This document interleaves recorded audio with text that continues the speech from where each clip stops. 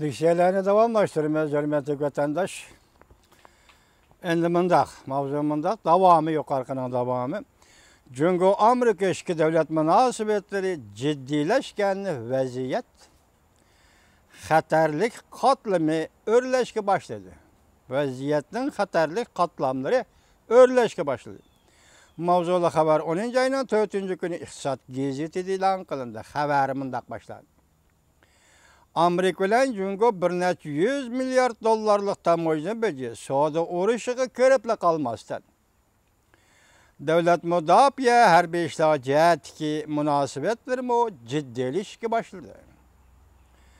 Söhbetleşkilişip durup, söhbetleşinin bozuluşu, iki tarafta harbi faaliyetlerinin küçüyüşü, Amerika Cungo ciddi münasebetlerinin texmi ciddileşkenligini yana bir katlam örletti. Amerika'da, Tayvan boğazıda, Janubi Deniz'de harbi manevra ötküzüş doğrusunda haberler tarqalıştan burun, Washington bilen Beijing bir neçe haftadan beri iki devlet ciddi münasebetlerini örültüdigan vakalar yüz berişki başladı. Bir nefer Amerika amaldori mundaq ko'rsatdi. Ciddilik kengayıvatıdı. Ahir iki taraf üçün aytganda bu xatarlikdir.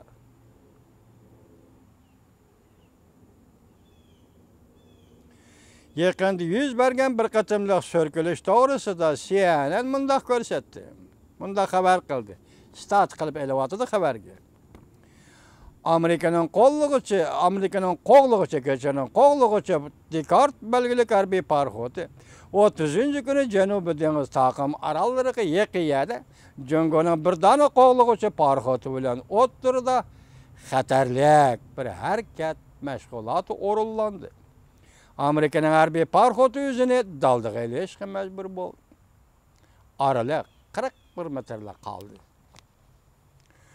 İki devlet münasebeti yamanlaşkanlıkның yana bir alamatı şu ki Jungo taraf Amerika bilen ötküzüdüğün bexatarlik söhbetini amelden kaldırdı.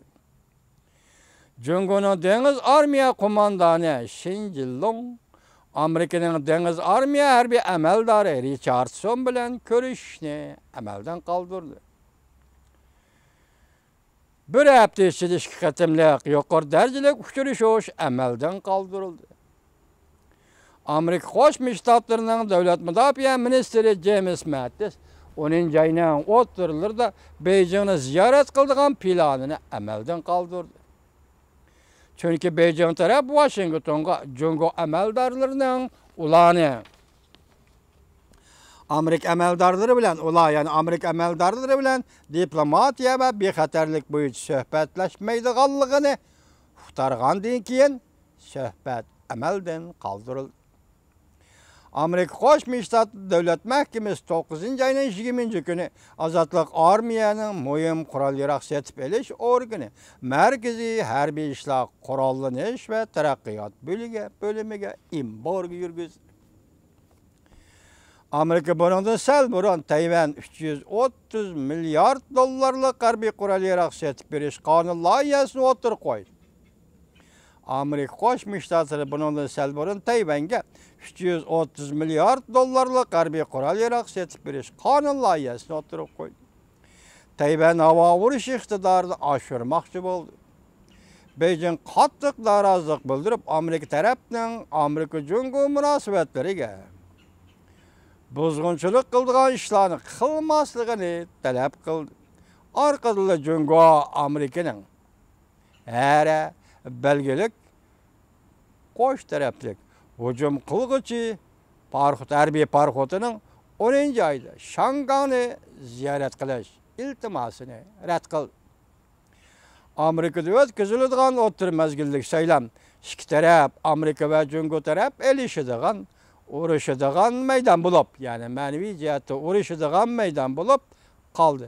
Prezident Trump hukumati 9. ayning o'rtalarida Jungo Amerikada o'tkaziladigan o'rta mezgillik saylamga aralashishga urinayotidu deb aybladi.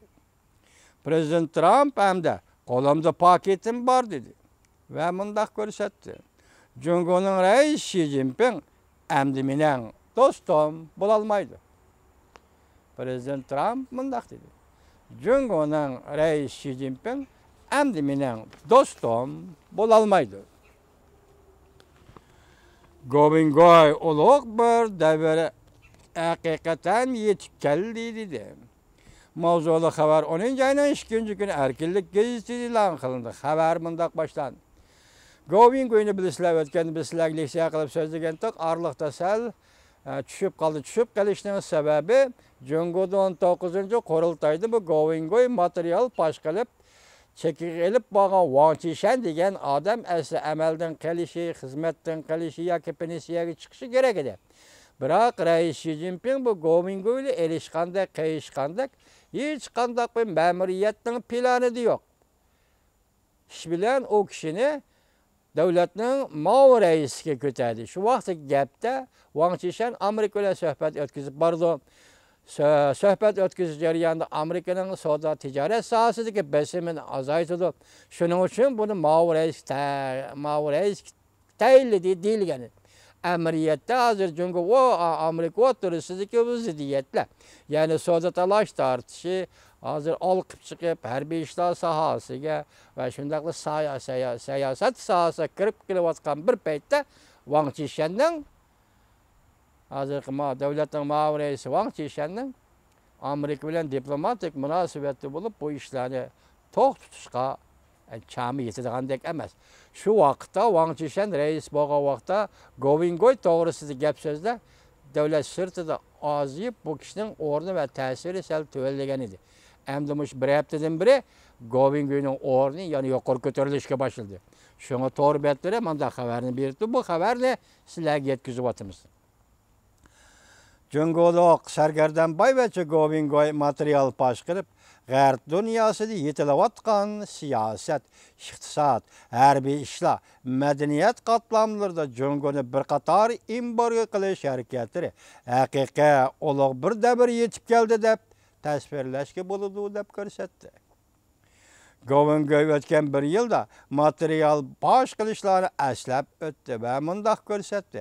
Kishilar meni tuxumni tashqi urg'anlik, bema'nilik, kulkilik, material pash qilishlarni tushungili bo'lmaydi deyishgan. Lekin Jungo Kompartiyasining bir davlat kuchidan foydalanib Govingoyni dushman deb jakarlagan ko'rangliklarni material pash qilishning haqiqiy qimmati g'arb dunyosiga tonutdi. Govingoy mundaq ko'rsatdi. Xalq Govingoy mundaq ko'rsatdi. Xaykang shirkati vaqasi. Xaykang shirkati vaqasi. Wang Qishan va Pan Bingbing vaqasi. Wang Jianning o'ltirilishi, Fransiyada o'ltirildi. Wang Jian Fransiyada o'ltirildi. Hozir to'g'ri bir ish qaynayotdi. O ish nima desanglar, Interpol, xalqaro Interpolning raisi bo'lgan Meng Hongwei hozir 9-ayning 25-kuni Beijingga qaytib, tuyuqsiz g'oyib bo'ldi. G'oyib bo'lishi bilan hozir bu Wang Jianning Fransiyada o'ltirilishi mushunga munosabatlik deyilyapti. Yana boshqa temalar ko'chyapti.